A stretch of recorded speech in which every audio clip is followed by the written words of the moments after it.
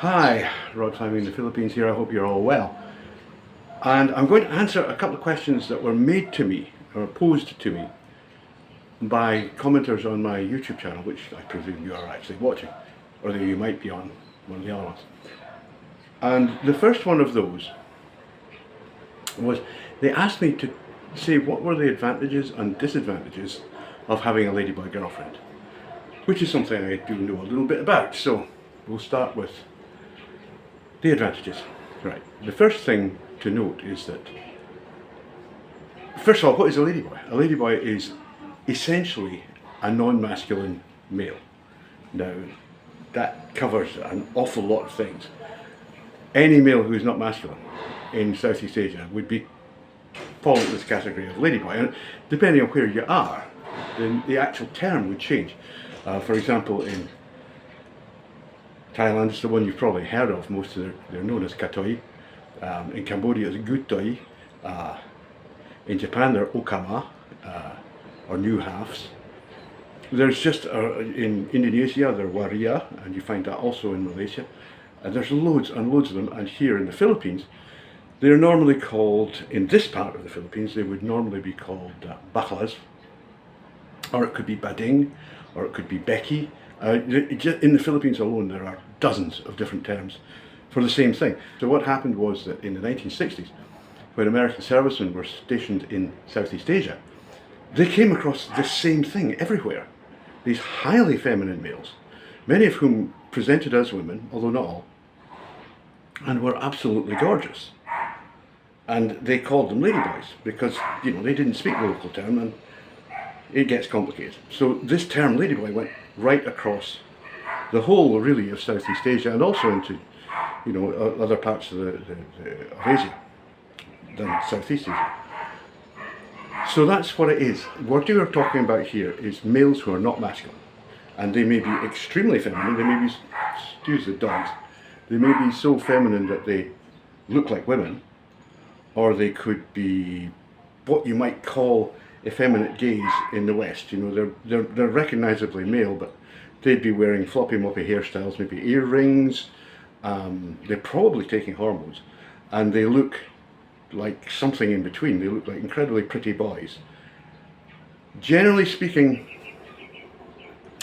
the ones like that will, as soon as they get the chance, they'll start being girls. You know, because when they're at school, for example, it's very difficult for them. It's like, see, here in the Philippines, this is a uniform, school uniform culture. If you're at school, you have to wear the school uniform. Boys have to wear a boy uniform and keep their hair short. Okay?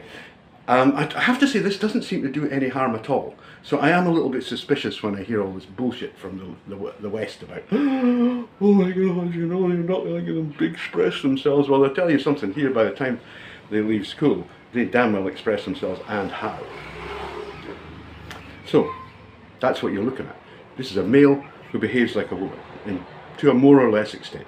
And of course, we've said before, this ties very closely into the idea of congenital sexual inversion and all the rest of it, and all the things that the Western gays don't like, but actually are true. So, what are this person we're going to say that you meet is going to behave like a girl, and she's going to want you to behave like a man, presuming you are a man. Very, very few ladyboys would consider a relationship with a woman.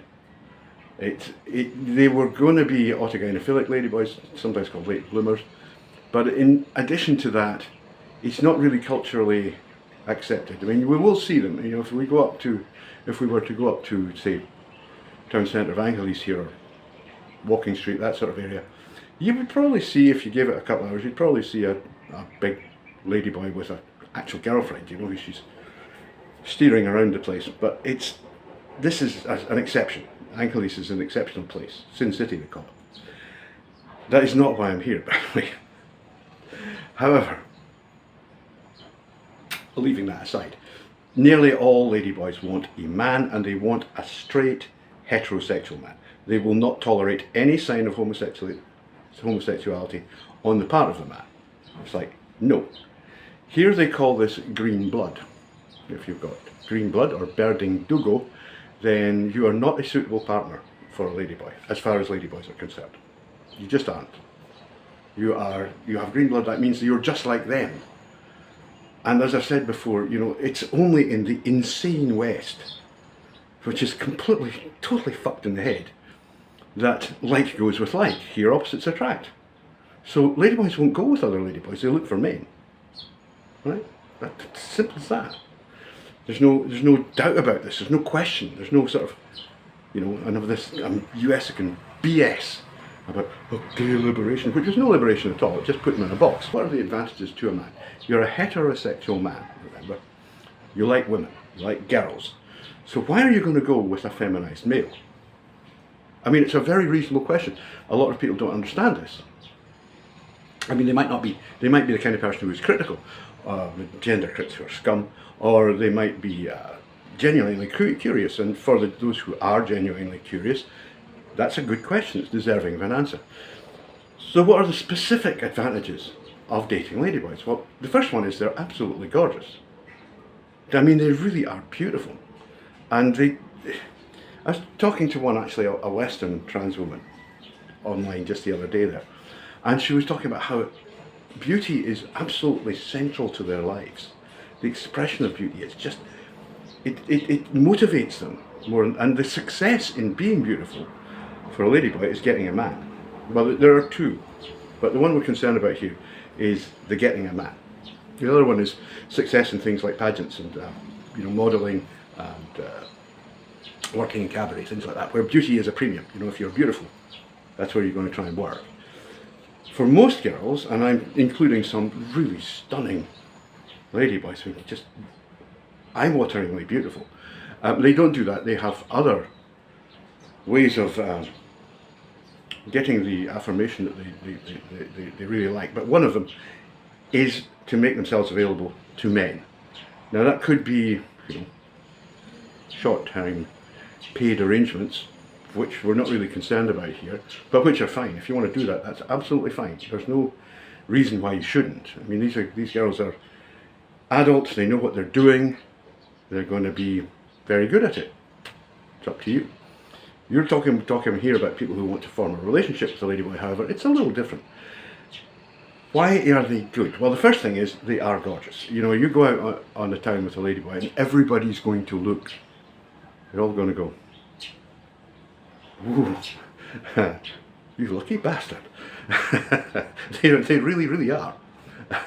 And of course, I mean, you shouldn't do that, you shouldn't date someone just because it makes you feel good, but that other people think that. But at the same time, you can't really get around the fact that is very, it's a nice feeling, you know, you got all the other guys in the place and they're looking at you like, you bastard, how did you get that one? Because you're old, you know, you got grey hair, and there's all these young guys going, huh, I can't get a girl like that to look at me. Well, actually, you could, it's relatively easy, you just have to work at it a bit.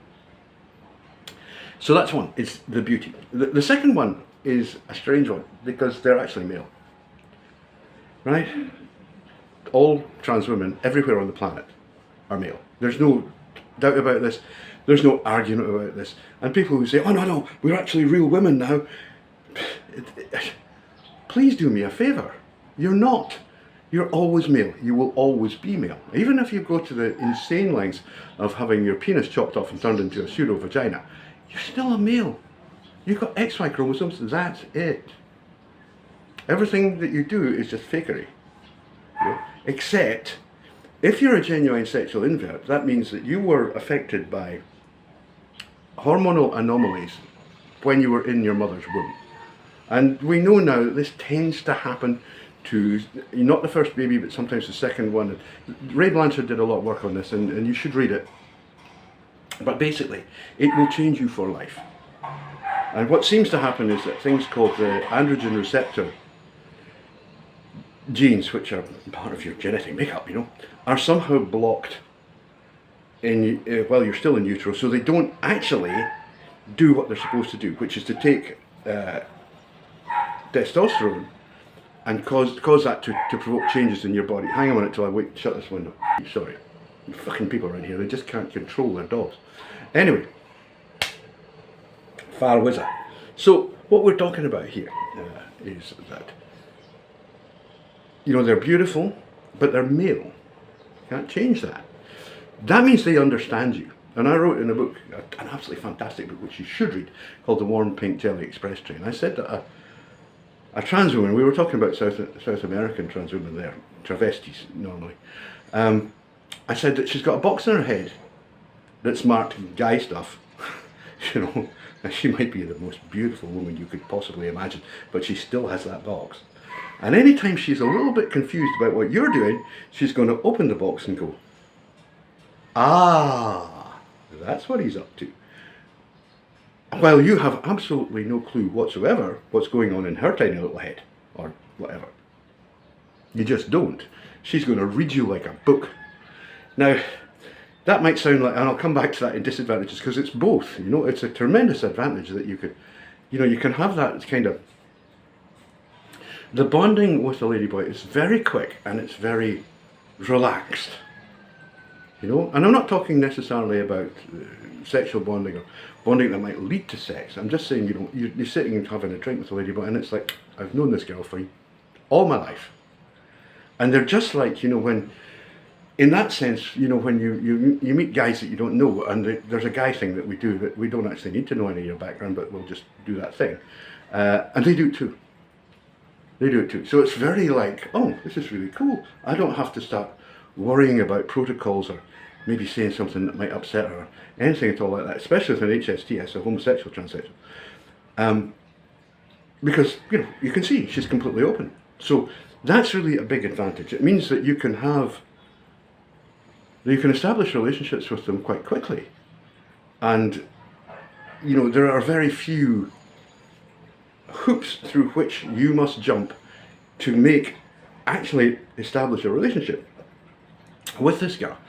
Except that one crucial one: you must never, ever, ever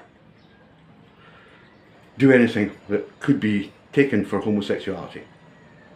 Absolutely not allowed. You know, if you were ever to say, "Oh, darling, can you penetrate me tonight?" She's gone. She's either been milking you for money, or she has gone. She has left the building. She doesn't want to know you. It's like, no, men don't do that. Because in this culture, men penetrate. It's just like Rome. I've talked about Rome before. Men penetrate. If you are a man, you only penetrate. Please get this through your head. None of this. I mean, some of these girls will allow you to fool around with their private bits a little bit. And if that's your thing, that's fine. Why not? I mean, she's got it. You might as well accept it's there. There's no point in pretending it isn't there. I mean, it's there, and you can have a shower, and it's going to be there right in front of you. And you've got this gorgeous feminine body, and it's got a dick on it. In a way, that we'll come to that in a minute. That is actually an advantage. So that's two of the great advantages. The third advantage is that a girl like this will really get behind you. You know, I mean, she really will. She'll get right behind you. If she loves you, she's going to be like, I'm totally committed to this guy. It doesn't matter what he does. He loses all his money. I'll go and sell my butt on the street if I have to. I'll do anything I have to do. You know, I am that man's woman, and I will be that. And you kind of know that early on, and it's like, you know, this is cool. This is nice. It's very reassuring, you know. Whereas, we'll come to the, you know, with a natal woman, whatever you want to call it, a woman, a girl, a double X woman. Especially if there's kids, and we'll come to that in a minute. She's always going to be they're going to be more important than you are. Simple as that. So let's move on to the next bit, which is the children. If you are an older man, an older Western guy like me, I'm definitely getting older these days, you know. The hair is real, but so are the years. You probably have had kids, you probably don't want any more. And what you have to understand is that in this culture, the girls that are likely to marry a Westerner will be of one of two kinds. They're either single mothers, or they're desperate to have children, right? With someone who can really look after them, so a wealthy guy. So you will occasionally meet a girl who isn't like that, but she'll probably have older kids of her own somewhere along the line. And it's like, well, you know, I've done that bit of my life. If that's your thing, that's it, that's fine. Don't worry about it. Nobody's going to criticise you. It's okay. Older Filipino girls are pretty good at what they do, believe me. Leaving that aside, if you don't want kids, or you don't want the confusion in life that can come from, you know, kids who are already present. And obviously if they're adult and grown up, then that's not so difficult, but if they're, definitely if they're still of school age, you're going to have to pay for this. This bill is going on your card, all of it.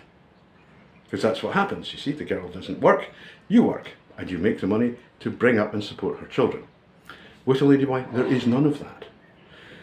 With a ladyboy, you might get a hassle because, you know, the family will put her, I'll come to this, but the family will put her under pressure because they want money all the time.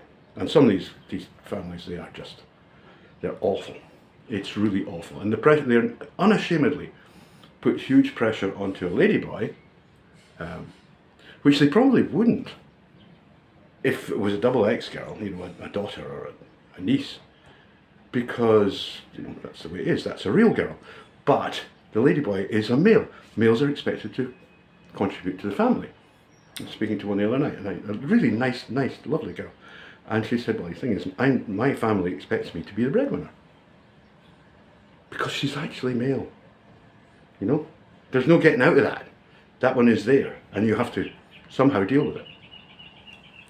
So the advantage of a ladyboy there is that leaving that side apart, if you can resist that family pressure, which is usually like you just say, no, I'm not doing that, she'll have to deal with the family. But mostly they will. They'll just say, he's not going to do it. Don't force me, don't pressure me, or I won't speak to you. It's a different thing from having a woman who is a woman, and she's going to either, let's say, either have kids or she's going to want kids. If you don't want kids, then, you know, your choices are limited, and ladyboys absolutely fill that slot. So these are three very good reasons, or three or four, I don't know. These are all very good reasons for saying, yeah, just date ladyboys, you know. Now, I'll bring this into advantages. And I mentioned the penis earlier on. To be quite honest with you, it doesn't make any difference. I mean, I can assure you that if you're actually, you know, in the act of coitus with one of these girls, you don't notice, nor are you really aware that she has an extra bit down there between her thighs. You just don't notice it. It's not part of the deal. You're too busy basically being ecstatic, and she's busy, you know, yelling to the goddess, and there's all just too much going on. You don't even notice it's there. Don't worry about it. So, to go back to the disadvantages. The principal disadvantage is the families. The families can be a real problem, you know. And I've seen relationships, and I've been in relationships that were really soured by the constant pressure that the family was putting on the girl. I want money, we need money, give us money. And she would say, look, I can't, you know, I already get money from it, I can't ask for more. And they'll go, yeah, you have to ask for more. You have to ask for more. You're the breadwinner, you must ask for more. And they put these girls under absolutely horrific levels of pressure. It's just wrong. It's absolutely wrong. I mean, I know how the Asian system works, you know, the kids support the older ones, but the pressure that they put on ladyboys particularly is outrageous. You know, it's completely wrong. It's like, you know, a guy in that position, they'd be like, you have to get married now and you have to have kids, because it's the only way you're going to get the family off your back. You know, if you're unmarried, they want money. And they want it regularly, and they want lots of it. I'm sorry, but that is something that you just will have to deal with. And I'm sorry to all those Filipinos out there who are going, oh, but my family's not that. Yeah, okay, your family might not be like that. But the fact is that most of the families of the kind of people, the kind of ladyboys that a Western man is going to encounter and maybe get with, they are like that. Sure, I know. There's Phil-Am families, they think like Americans. There's, you know, kind of westernized families where it's like, yeah, they wouldn't do that. But for most, it's going to be an issue, because the family's traditional Filipino family, he's a boy, or they see him as a boy. I mean, they won't even use his girl name. And you'll be shocked the first time you go, who's Jonathan? And then you go, oh, wait a minute, I know. This is the girl I'm with, you know. She's actually called Jonathan, you know, she's not actually called Jelly. So they just will not accept that this is a girl. It's like, no, because you can't be a girl unless you can be a mother. That's it. That's the rule. So that's the principal disadvantage. Like I say, the sexual things. You know, if you have any confidence at all in your sexuality, and again, I was talking to a Western girl who's very good English, well, she's actually like half Dutch. She's brought up in America, and she says the thing is that, you know, she likes soldiers and military guys. She says they're so confident. It's like they just don't care that there's a penis there. They're going to have you, and that's that. You know, they see and she's very beautiful, you know, a model, and you see this. They see this beautiful woman, and they go, I don't care what I have to put it in. He's going to has you. And she said, I love that. I just absolutely love that. And that's what it's like, you know. Confident men have no problem with ladyboys. Weak men are the ones who have a problem. And a lot of the weak men are actually ought to kind of feel like they're kind of, their blood is slightly tinged with green anyway, you know, to be honest with you. Really masculine guys don't have any problem bunking a ladyboy. It's like, okay, honey, get your rear in the air. Simple as that. So there's a small, short, and hopefully amusing set of answers to that question. Thank you, and I will see you again soon because I'm going to do another one.